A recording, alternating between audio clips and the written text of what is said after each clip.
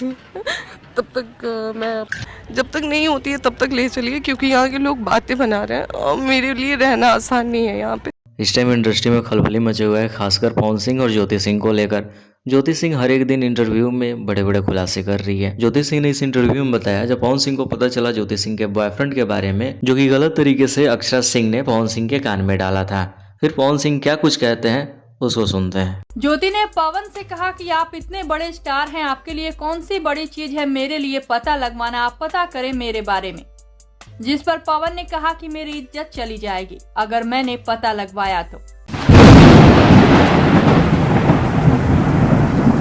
अगर इसमें लॉजिकली देखा जाए तो पवन सिंह के दिमाग में गलतफहमियां तब बढ़ा जब अक्षरा सिंह ने पवन सिंह के फोन पे रिकॉर्डिंग भेजा, वरना उससे पहले ज्योति सिंह और पवन सिंह का रिश्ता सही चल रहा था। तो इसमें सारा मास्टरमाइंड कौन हुआ? ना खेले ना खेलब ना खेले दे, खेलवे बिगाड़ दे। मुझे नहीं लग जाता कि चीज़ें ऐसी तब तक मैं